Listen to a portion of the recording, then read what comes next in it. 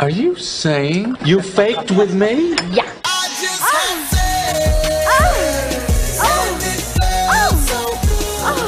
Wrong. Now you're single. What do you know about sexual relations? Is it true that if you don't use it, you lose it?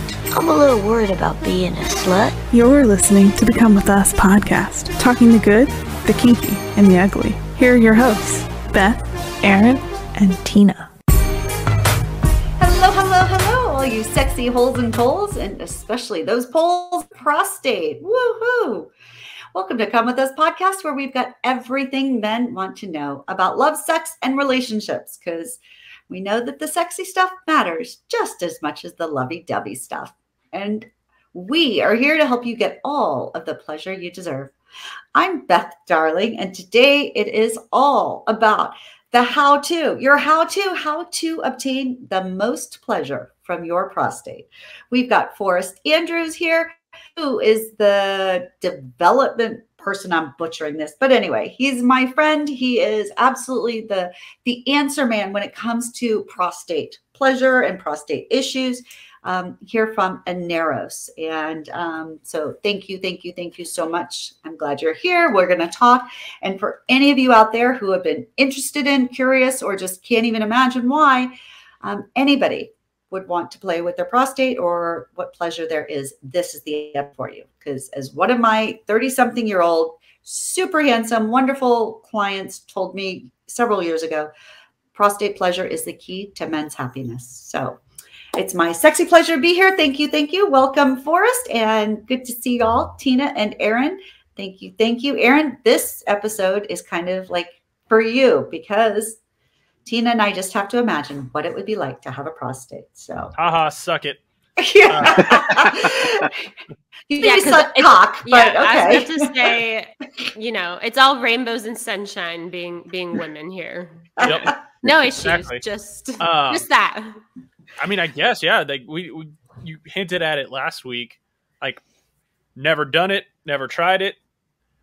Not because I'm worried or afraid of it or anything like that. It's just it's never been something that's been put on my priority list. Like, Is it something you would try? Oh yeah. Okay. Yeah.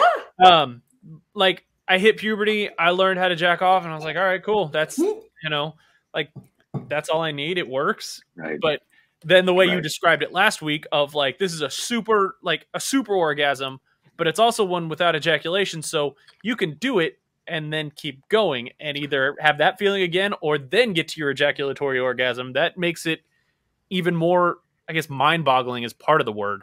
It makes the ejaculatory orgasm even more powerful having had one of these things that preceded it. No question about it. Or Double maybe orgasm. 3 or 4 or 5 or 6 that preceded it. And it might have been, I didn't learn. I mean, I knew what a prostate was. I knew male anatomy was because I had to go through health and physiology, all that crap. But it never was an issue to me of, we talked about this off air a little bit. Like, it was never an issue of me of like, oh, if I were to play with a prostate toy, that would make me gay. Like, that's never entered my mind because I look at women way too much to be considered gay. Right. But there are guys out there who probably are thinking that, and it's Absolutely. not, I'm not judging you if that's the way you think or that's the hang up that you have about it. But there's a lot of different hang-ups that guys have, especially, just our own butts. Like, that's not something that was ever brought up. Like, right. Women, we have that too. The sense of, if it's anything to do with the butt, if it's butt sex, then it's like dirty or taboo. But that's at least approached. Like, as a guy growing up between whether it was porn or erotica or Playboy or whatever it was, that was still something that was featured. Like, there's something our butts, erotic. female butts. Yeah. Yes. Yeah. Oh, yeah. The female ass is something that is focused on. Yeah. And it's not something that, most guys are going to think of like, oh, hey, well, like, you hear about it and you're like, that doesn't make sense, but okay. See, I think that the body is like, if you believe in divine creation or whatever, I think our body is literally a buffet of pleasure, just waiting for us to dive in. It's healthy. I love it's happy. that. If God were a city planner, he wouldn't put the sewer system right next to the playground. I believe that. It's my favorite line from Forgetting Sarah Marshall. Forrest, would you say there's a difference between traditional ass play and prostate play? Like, very much so. There's a distinction. So, Yeah. and what? Tell how us. would you describe that distinction? Like that? How would you differentiate that? Well, in prostate play, of course, there is some anal interaction to it.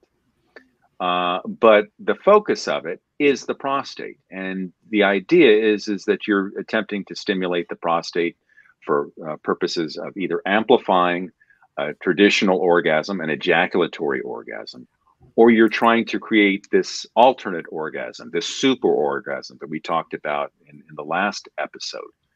Anal stimulation, really, just in its most basic form, I mean, it's much more shallow, generally speaking. So, you know, you're talking about the anal canal is about an inch and a quarter in length, the longest. You know, there are types of stimulation or types of sensations that one can have from just stimulating the anus alone. Butt plugs are good at doing that. They're about sort of stretching. Butt plugs also produce a feeling of rectal fullness. So there's that aspect of it. But, you know, again, prostate stimulation, when we talk about prostate play, it's the idea is that you're trying to access these other sensory nerves in the prostate gland for purposes of arousal, sexual arousal. So, you know, I mean, again, anal stimulation can do some of that too. And it can be a great thing, you know, for spicing up a traditional orgasm as well. But it's different. It's different. It's not as focused. Let's put it that way.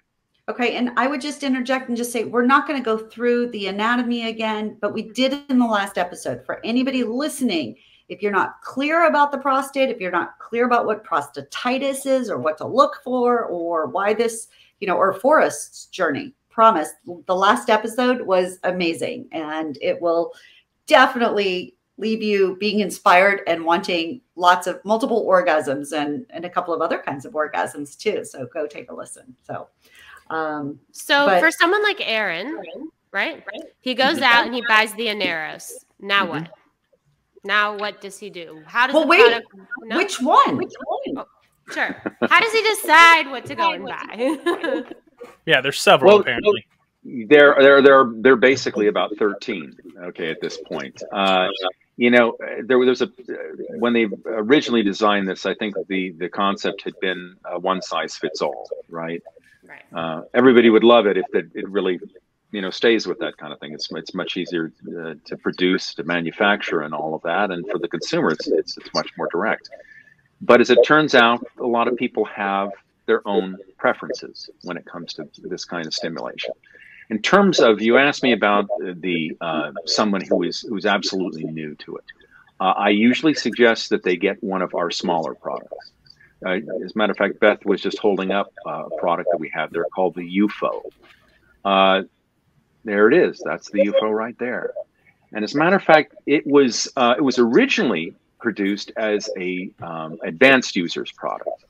And that was only because it was believed, and there is some truth to it, that for men who were on this path to experience the super orgasm, it required them to have better muscle tone to be able to make this particular product move. But along the way, we've discovered that for some men, particularly ones that are squeamish about anal penetration, they'd like something that's smaller, and it's difficult to see from the photograph there, but it's pretty small. I mean, we're talking something that is usually no bigger than your forefinger, you know, or a little bit bigger, I should say, than that, but not very much. And so it's really, if I could put it this way, minimally invasive. So it's easier for somebody to warm up to, and it's something that I usually recommend, you know, for the people as a great icebreaker for people who are getting into it for the first time. So that would be the product that I would suggest to people. And then in terms of like, I mean, Aaron, you could ask these questions like prep, like what do you do? Like how do you have to wash your, I don't know. Is it the same as like prepping for anal? Because I know how to do that. But like, yes, it's very much the same. And because let's face it, that's going to be your access point there, right? So really what you want to do, and what I recommend with most men, is I always think it's a great idea to take a shower or a bath to start off with, and for a couple different reasons. Number one, it's a great way to relax. Okay, taking a hot shower or a hot bath, it just is. It relaxes you, and if this is something that is new to you, and you want to be relaxed, because when you're feeling physically relaxed, so is your sphincter relaxed. Okay, so you want to do things that kind of lower the tension of the whole event. Okay. I also suggest the shower, the bath, because it's a great place to clean up, and one of the chief objections that a lot of people have, and I think Beth had touched on it, is the ick factor. A lot of guys, a lot of women as well, stay away from it because of that. One thing that I would point out to them is, if you have you're regular, and if you have a lot of fiber in your diet, the chances are that the rectum is vacant, shall we say, for most of the time. Don't do this for the first time after a full meal and stuff, right? Yeah. Make sure you're comfortable, and right, or for afters. Not necessarily. It can be after you have, many hours after you've had a meal. Most people know, what their system is like. They know how many times a day that they go. For those that aren't, an enema can it can really take the tension out of that, and make one feel more confident. There's a new product that we created. It's a special enema that I created that allows people to use low volume. Okay. So in other words, you can use very small amounts of water, just enough to clear out anything that's inside. So, that's a possibility for some people too, but it's not strictly necessary. And for most people, as I say, once they've sort of cleansed the external environment there, they don't need to really do much else. And so I suggest sometimes that people do, if they're a little nervous, I think trying it by yourself can be a good way to do, where you don't have somebody else watching you or something. So maybe if you're nervous, do it for solo pleasure. Which is totally cool. I think that's an excellent one. Excellent suggestion. It really is, particularly if particularly if you're not sure of what your partner's feelings would be on something like this. You want to experience it for yourself to start off with, to see if it's something that you're going to be into. I mean, communication, I think, is key. Just like with doing anal, I think you got to be okay, and especially doing this kind of stuff.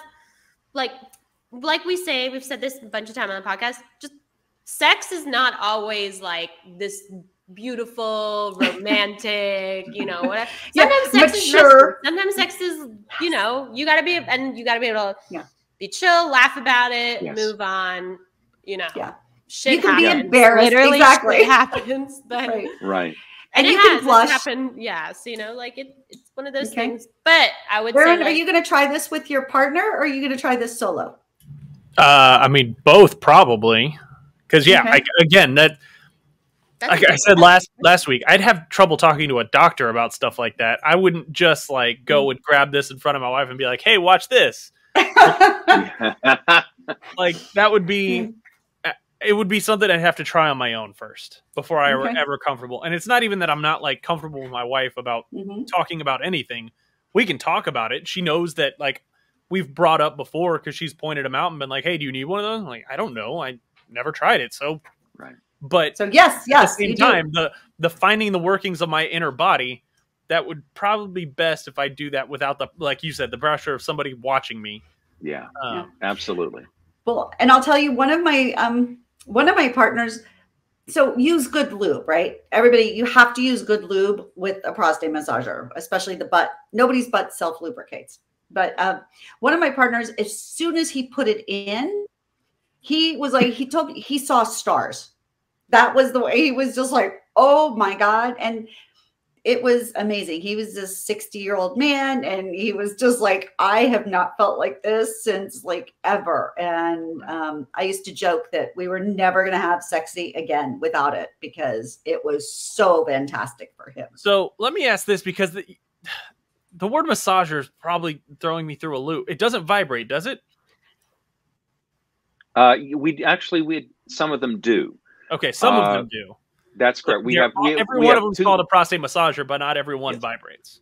Yes, we have two models that do. For many years, we didn't. As a matter of fact, the way that the product was originally designed, it was designed without, to be self-powered, to be powered by your own contractions only. And I was a huge believer in that. As a matter of fact, it took a long time for us to become focused on having vibration, because part of it is that vibration, is terrific as it is, okay, can also be desensitizing. How is that possible? Well, vibrators were also used for muscle cramps and things like that, right? So they can be used for pain relief. Yep. And particularly if you use static vibration, in other words, constant vibration that doesn't change in terms of its level or its I got all this, but Forrest, we're going to run out of time and we got to tell people how to use this. Okay.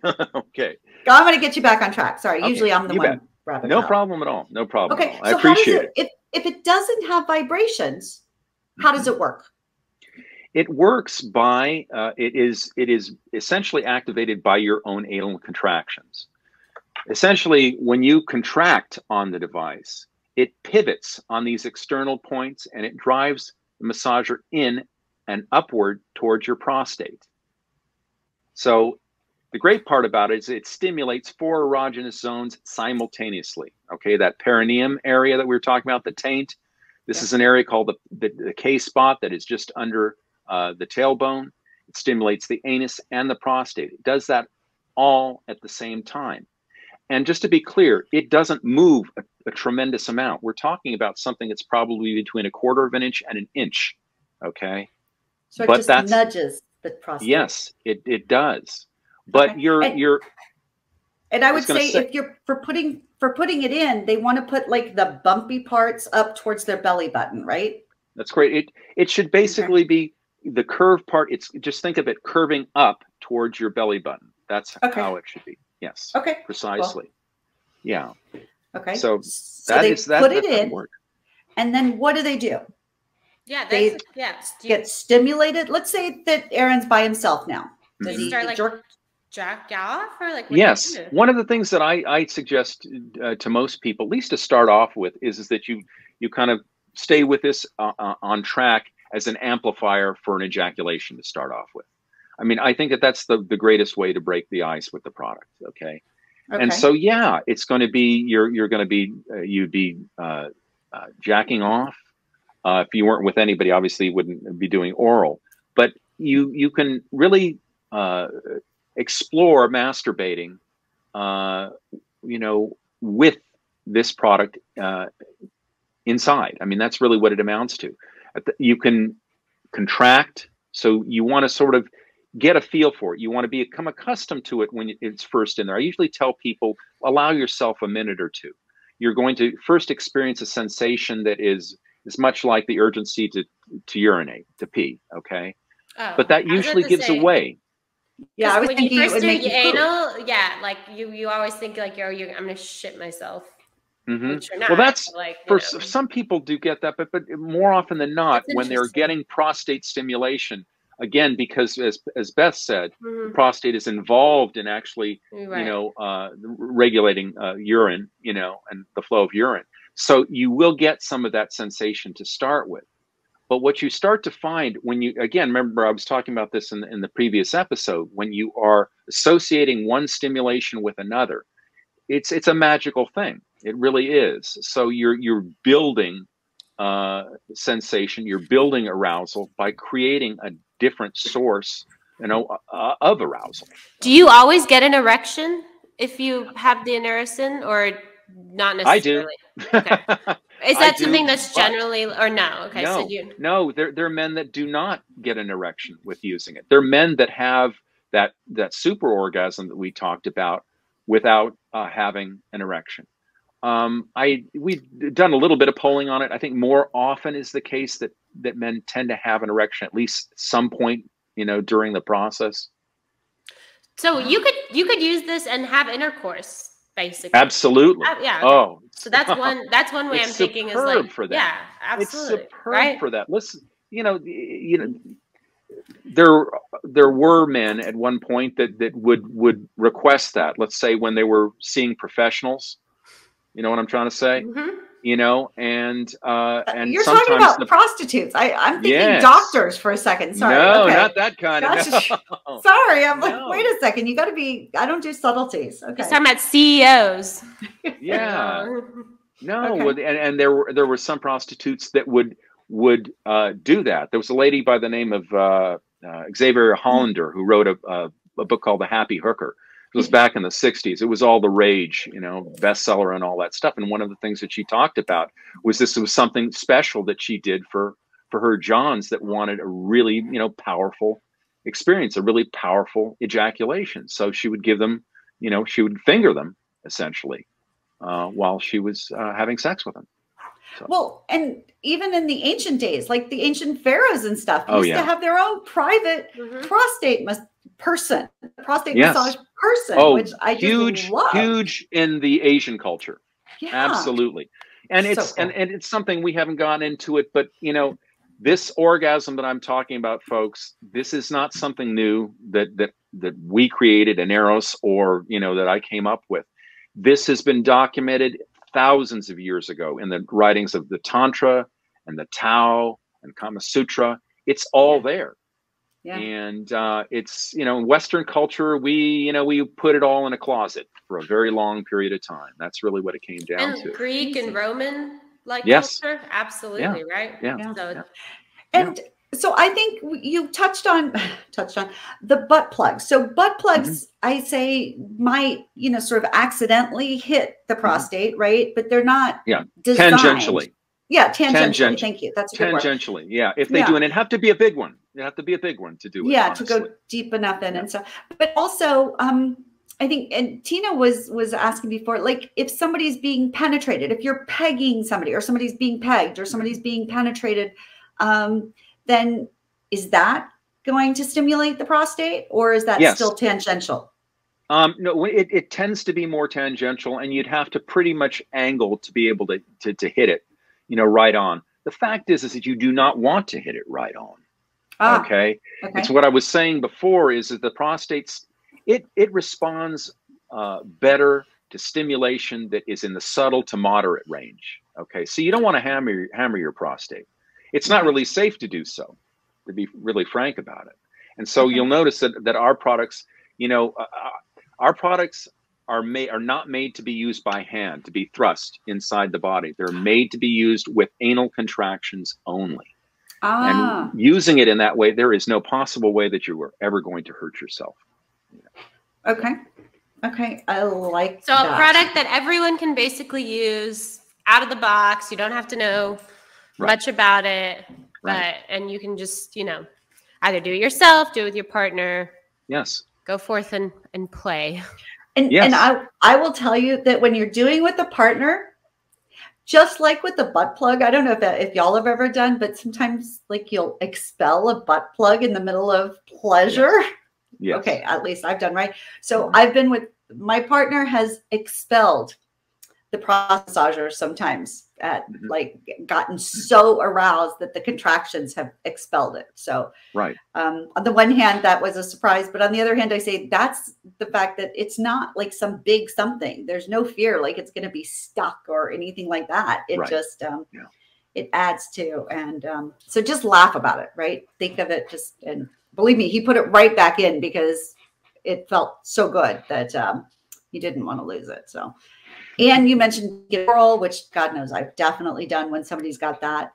And then I would just tell your partner, whoever's receiving the oral, that sometimes it increases the amount of ejaculate, right? Of spooge. Yeah. So no question about it. I mean, pretty amazing. Everybody seems to report about that. The volume is far greater. And it makes sense because two things are happening. Number one, you're getting a higher level of arousal. Okay. Number two, you're actually physically pressing against the prostate itself. Okay, so you're squeezing more fluid out of it. So it's a much more full release as a result of using the product. And the prostate is it's the tank, right? 95% of the spooge comes from the prostate, right? The 5% is the sperm. No, actually, No? it's Tell me. I think it's more in the 50 to 60% range with the prostate. The seminal vesicles are probably, a large amount of that comes from the seminal vesicles. Sperm, as you said, it's a very small amount, and then there are a couple other little glands that are in there too, that are involved in that, Cowper's and Latier's and all that stuff. So, Okay. but yeah, but that's why it's stimulating the prostate. It gets more of it contracts harder and expels more, right? Yes, precisely. Okay. And I know we're totally running out of time, but I want you to touch on what happens as men get older, right? You had prostatitis as a young man, but over 50, right? Don't half the men or something or like start having prostate problems? Actually, not of the prostatitis type. Right, a different kind. Yes. Okay. What we're talking about then is really BPH, which is enlargement of the prostate, hypertrophy, it's called, or hyperplasia. Hyperplasia. And what that is that's older men who keep having to go to the bathroom. They're waking up and stuff all the time, right? Okay. That's an age-related situation. It's part of the developmental process of men aging. The prostate starts to grow, and as it grows, it starts to constrict the urethra. Okay. And so that's why they're having problems with that. With urinating. It can also produce pain. It can also produce kind of UTI-ish symptoms. This product can help with that. It has. Matter of fact, it was studied. It's one of the few pleasure products that you'll ever find on the market these days. It was actually studied for purposes of treating the symptoms of prostatitis and BPH by Columbia University Medical Center. It was found to be effective in treating those conditions. So that's what I think people need to know. It's happy and healthy, and it's amazing. And again, you don't need a partner. All right. Okay, well, so thank you. Oh, go ahead. Ask the question, Tina. So we're going to be starting a new segment where we're going to be asking all our guests. Well, we started it last week, but the same question. But basically, like, what is one really sexy tip that you have or sexy story that you want to share for our audience, in your lifetime, this week, whatever you've heard, whatever it is. Sexy tip. I would say, people ignore the subtle things in sex play and in sexual encounters. They do. They tend to focus on larger grade sensations, but there are some marvelous things that happen at very subtle levels that can be increased to make just magnificent, orgasms. And long ago, I took a class in self-hypnosis, and there was a lady she was an entertainer that was out here in Hollywood at the time. And one of the things that stuck with me is she said that the biggest sex organ that you have is between your ears. Okay. And what it's about is, arousal and stimulation, and it's about processing stimulation and, realizing that the sensation is something that's arousing and then maximizing on that. Aaron brought this up. One of the things that we have is that as men is that we've always been able to ejaculate. It's push button sex, right? It's something that we've had from very early on. What I'd like to tell people is that there is this whole other realm that is out there. And we've discussed it at some length in this episode and in the previous episode. And if you're not experiencing this, I mean, it's like an artist that's painting in black and white. Okay. Open your palette up. Okay. And start to really, create something that's a masterpiece. And you can do this. And guess what? It never ends. I mean, the coolest part is that I'm still learning. I've been into this 20 years and it gets richer all the time. So take the trip. That's a wonderful, I love that. I really do. I think that's great. Yeah. So a really good way to end a very, very good, I think, episode. So. Yeah. Thank you so much. I'm so excited. And thank you, Aaron, guys. we Fun. definitely are going to want to hear back from you once you try. Yeah. You're going to have a good story. Can't wait. So Never stop exploring. Never. You bet. That's awesome. Keeps All right. you young. Right. Thank you, all of you, for joining us for Come With Us podcast. A very, very, very warm thank you to Forrest Andrews from Aneros. And you can go to aneros.com and go find the UFO. The UFO is the one that Forrest recommended for beginners and stuff. So go get yours and then come. Yeah. Multiple with orgasms. With us. Woohoo! Come with as us you are. podcast. Yeah, that's it. Come with us. So, all right. Thanks so much. I'm Beth Darling, and on behalf of Aaron and Tina, thanks for joining us for Come With Us podcast, where you get the bare naked truth about love, sex, and relationships. We're so glad to be on this sexy journey with you, and can't wait to hear back from all of you about your prostate pleasure excitement. Take care, and we'll see you soon. Bye. Thanks for listening to the Come With Us podcast. Be sure to follow us on social media at Come With Us Podcast and send in your questions, comments, and confessions to comewithusconfessions@gmail.com. Until next time, keep it fun, flirty, and naughty.